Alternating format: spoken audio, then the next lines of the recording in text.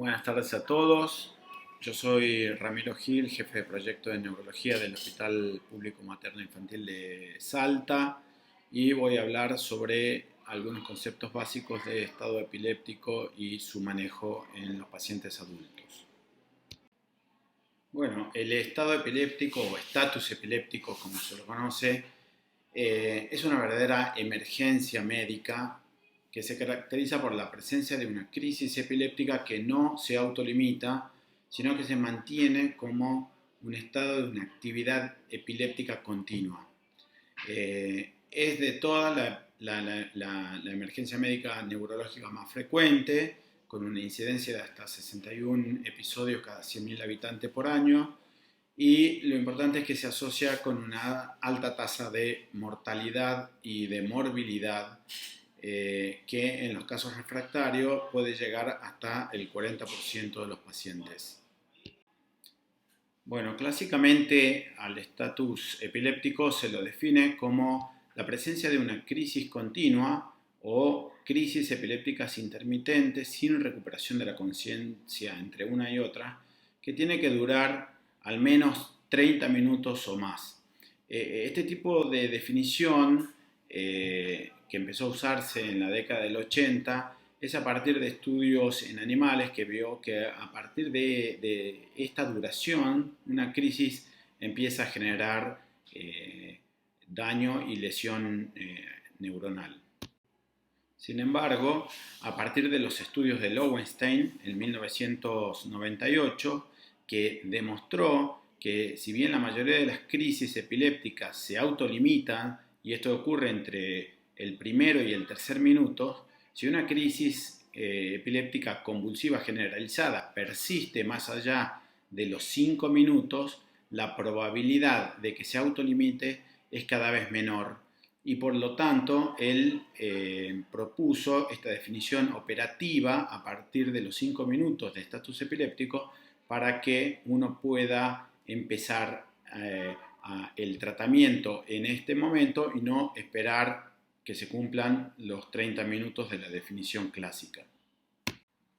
Teniendo en cuenta entonces estos conocimientos, es que en el año 2015 la Liga Internacional contra la Epilepsia definió al estado epiléptico como una condición que presentaba dos tiempos o dos momentos importantes.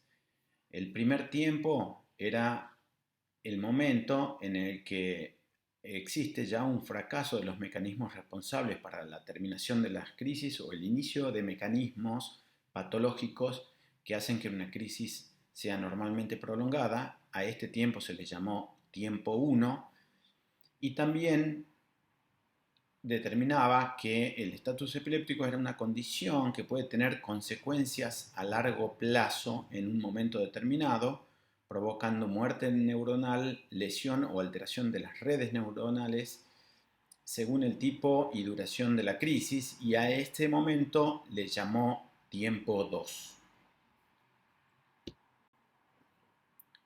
Así, hay dos dimensiones operativas. El primer tiempo es el tiempo que debe persistir una crisis para ser considerada una actividad continua, y esto se le llama T1. El segundo tiempo es el momento en el cual esta actividad continua ya pone en riesgo a la persona de lesión y consecuencias a largo plazo. Y estos tiempos van a variar de acuerdo al tipo de estatus epiléptico. En el estatus epiléptico convulsivo generalizado, el primer tiempo es a los 5 minutos y el T2 a los 30 minutos. Sin embargo, en estatus epilépticos focales, por ejemplo, el T1 va a ser a los 10 minutos y el T2 a los 60 minutos. Y en estatus de ausencia, por ejemplo, el T1 va a comenzar a los 15 minutos y es desconocido el momento en donde este estatus comienza a provocar daño. Entonces, el T1 principalmente lo que nos va a determinar es el momento en el que debemos iniciar el tratamiento. Y el T2 es el momento en donde nosotros deberíamos esforzarnos para que el paciente no llegue con el estado epiléptico.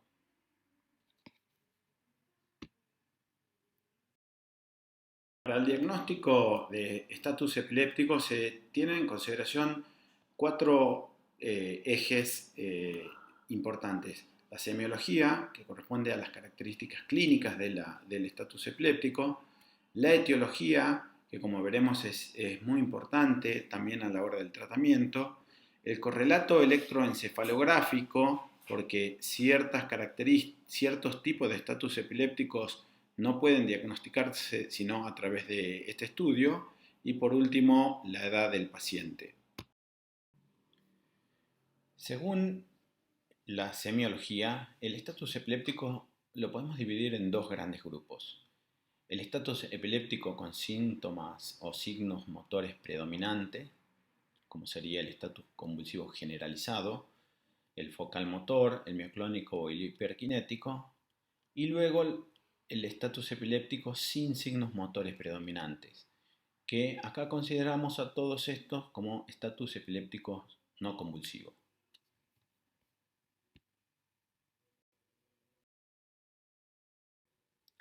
De acuerdo a la etiología, principalmente podemos decir que la etiología puede ser desconocida o conocida.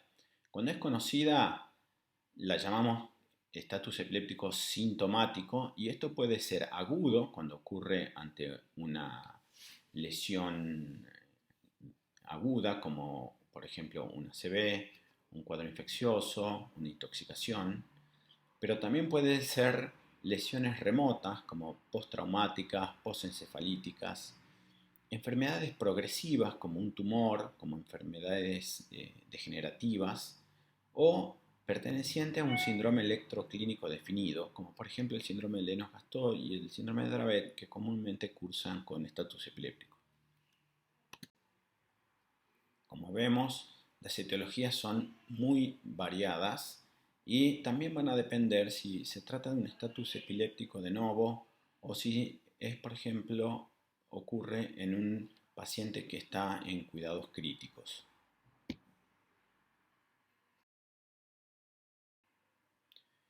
¿Por qué el correlato electroencefalográfico? Porque, bueno, un estatus epiléptico con síntomas motores predominantes es fácilmente diagnosticado solo con la clínica, con la observación. Sin embargo, los estatus epilépticos no convulsivos, sin síntomas motores predominantes, muchas veces los pacientes tienen sintomatología muy inespecífica, muy sutil, como podría ser una alteración de la conciencia, algún movimiento muy sutil en la cara o directamente un paciente que está en coma. Y acá no es posible hacer el diagnóstico sino a través de un electroencefalograma. El grupo de trabajo de la ELAE recomienda los criterios de Salzburgo para el diagnóstico de estatus epiléptico no convulsivo. Estos criterios son un poco complejos, pero al médico le facilita mucho el trabajo para la detección de un estatus epiléptico no convulsivo con una sensibilidad del 97% y una especificidad del 90%.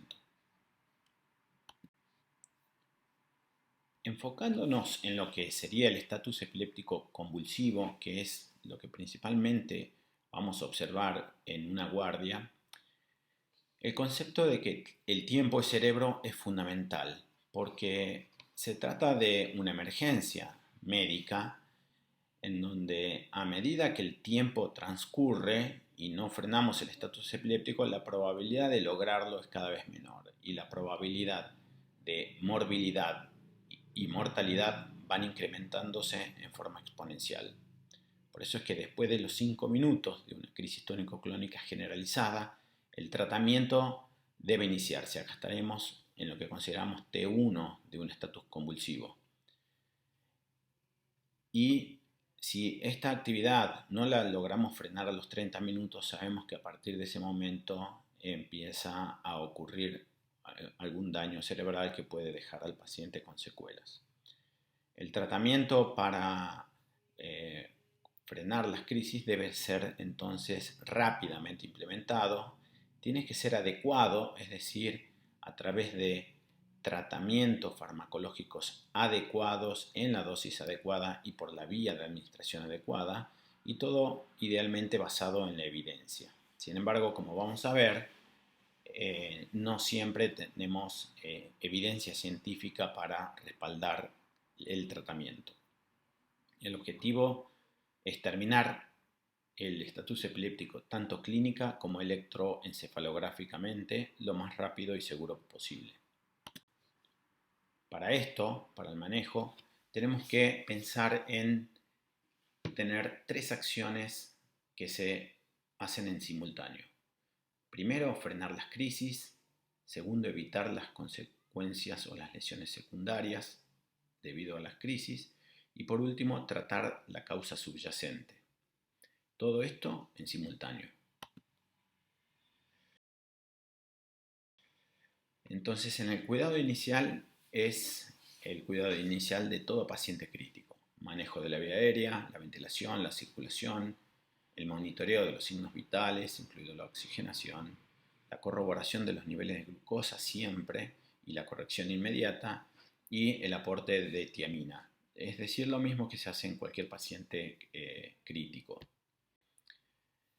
Muchas veces para el diagnóstico etiológico nos valemos de algunos estudios que son de rigor. Si el estatus epiléptico es nuevo, es decir, en un paciente que no tenía ningún antecedente, siempre es recomendado realizar un análisis de laboratorio con electrolitos y una neuroimagen, principalmente una tomografía, que es suficiente para poder evaluar las causas más complejas y que requieren una actuación más rápida. En ciertos casos uno puede preferir una resonancia magnética, pero la verdad que la mayoría de las veces con una tomografía es suficiente. Y también un electroencefalograma. De acuerdo a la sospecha clínica, por ejemplo en el caso de fiebre, uno puede además tener que hacer una punción lumbar con examen del líquido cefalorraquídeo para descartar las causas infecciosas o inmunológicas, estudios toxicológicos en caso de sospecha y muy raras veces estudios metabólicos o genéticos. Si en cambio el paciente es un paciente epiléptico que ingresa por estatus epiléptico, acá lo recomendado es hacer un análisis igual de laboratorio con electrolitos y electroencefalograma en caso de que el paciente no recupere la conciencia. En algunos casos vamos a considerar hacer un dosaje de la medicación antiepiléptica, sobre todo cuando pensamos que el paciente puede no haber adherido bien al tratamiento y lo haya suspendido, y esto ser la causa de su estatus. Y también en ciertos casos consideramos hacer una neuroimagen o tomografía o resonancia magnética. Lo mismo en caso de fiebre, uno igual, por más que sea un paciente con el antecedente de epilepsia, debería considerar y descartar las causas infecciosas. Así es como entonces el estatus epiléptico va a evolucionar. La primera etapa, el T1, es el momento en el que fracasan todos los mecanismos normales para frenar una crisis y nosotros debemos entonces iniciar la terapia.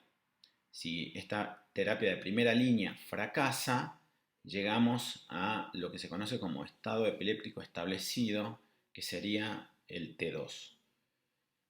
Y acá se utilizan fármacos de segunda línea, en general antiepilépticos endovenosos, en dosis de carga. Pero si fracasan esta segunda línea de tratamiento, llegamos a lo que consideramos un estatus epiléptico refractario. Acá, básicamente, lo que se considera que es el momento en donde el paciente debe ser internado en terapia intensiva, debe ser asistido respiratoriamente porque vamos a iniciar tratamientos con anestésicos sobre todo. Y estos anestésicos los vamos a mantener por lo menos, en general, por lo menos 24 horas. Si fracasa ese tratamiento de 24 horas con anestésicos, llegamos a lo que se conoce como estatus epiléptico superrefractario, que entonces digamos, lo consideramos después de las 24 horas del uso de anestésicos, y esta sería la última etapa y la de peor pronóstico. Como vemos acá en el gráfico,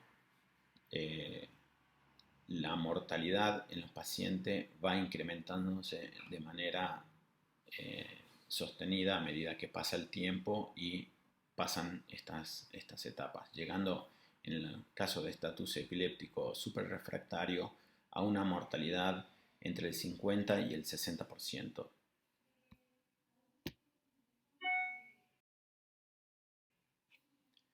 Bueno, ¿y qué tratamientos implementamos? Bueno, en la etapa temprana, en la etapa T1, que muchas veces también es la etapa prehospitalaria, el tratamiento más eficaz son las benzodiazepinas intravenosas.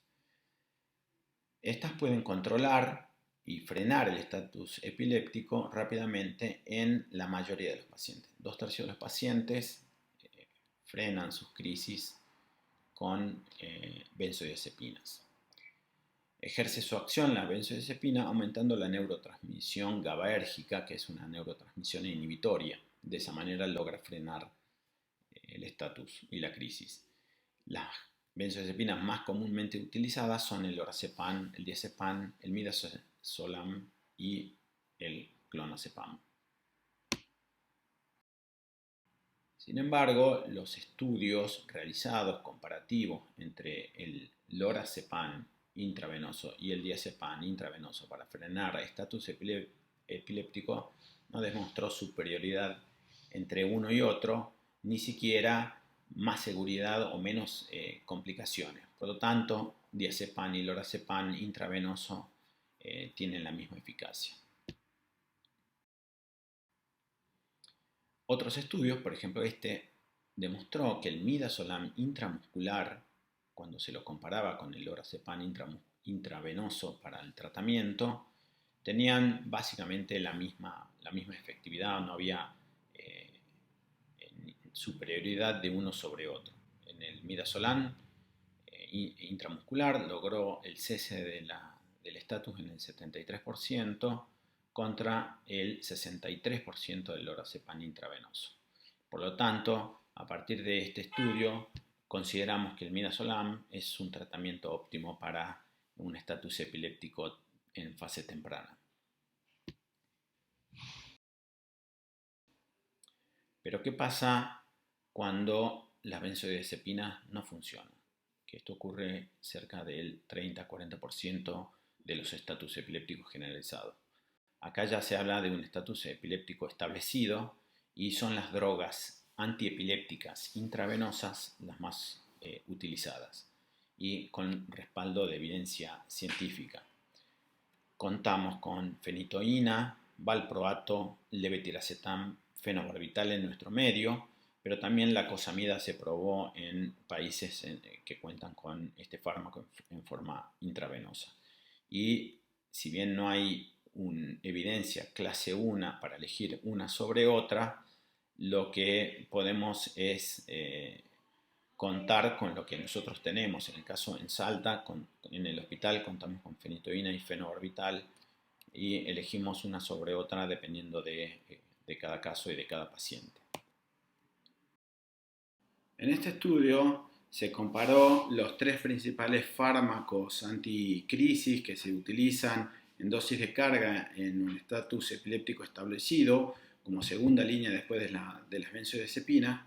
Y bueno, comparó la fosfenitoína, que es un análogo a la fenitoína que tenemos acá en Argentina, el levetiracetam y el ácido valproico, ambos usados por vía intravenosa en dosis de carga, y los resultados fueron que los 3 fármacos tienen exactamente la misma eficacia y seguridad.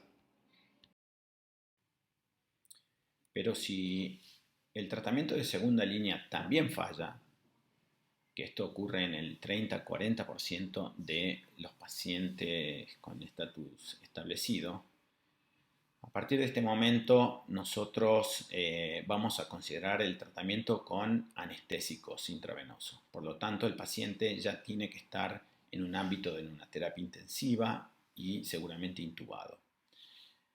contamos con los fármacos más utilizados para la anestesia, como es el midazolam, el propofol, o los barbitúricos como el tiopental o el pentobarbital.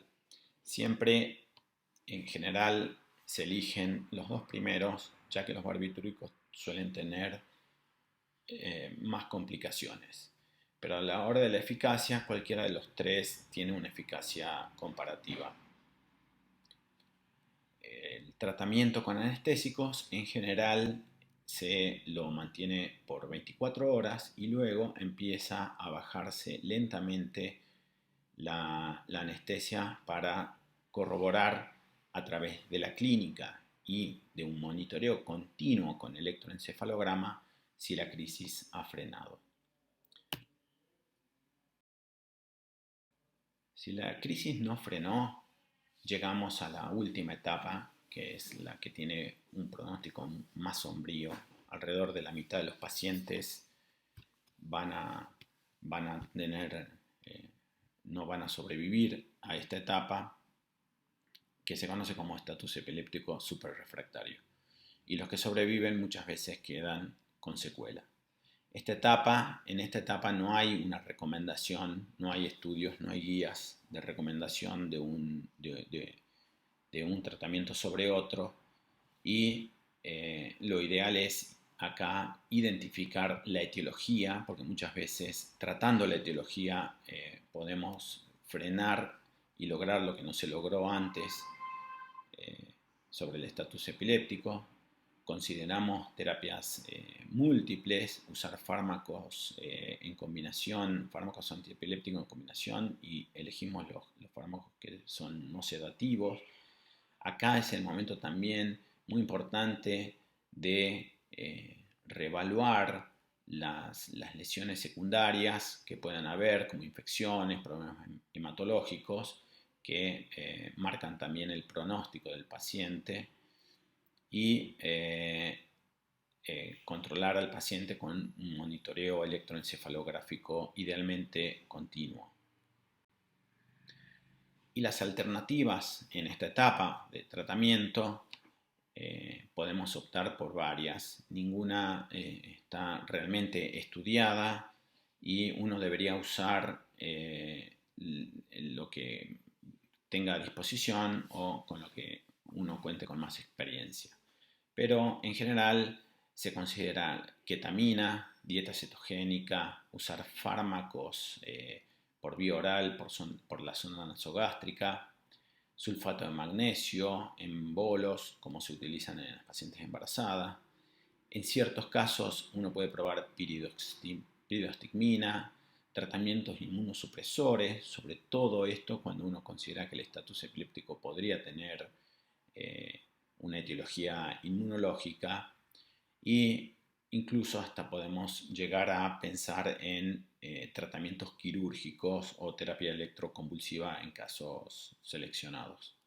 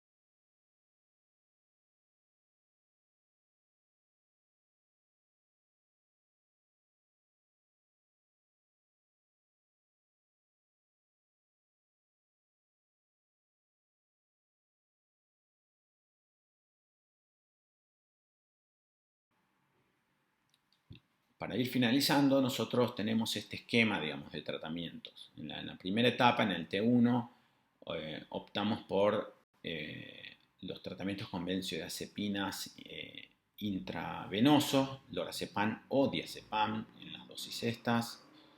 En el caso que no contemos con vía intravenosa, contamos con midazolam intramuscular y ya cada vez menos con diazepam rectal. Si este tratamiento de primera línea fracasa, uno puede ensayar, siempre que estemos antes de la etapa 2, del tiempo 2, una segunda dosis de cualquiera de estas benzodiazepinas.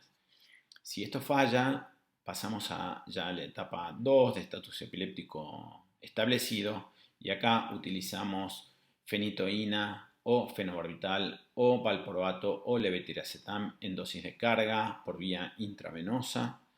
Y si este tratamiento falla, el paciente pasa a la terapia intensiva y es anestesiado con midazolam en dosis de carga o propofol, tiopental o ketamina.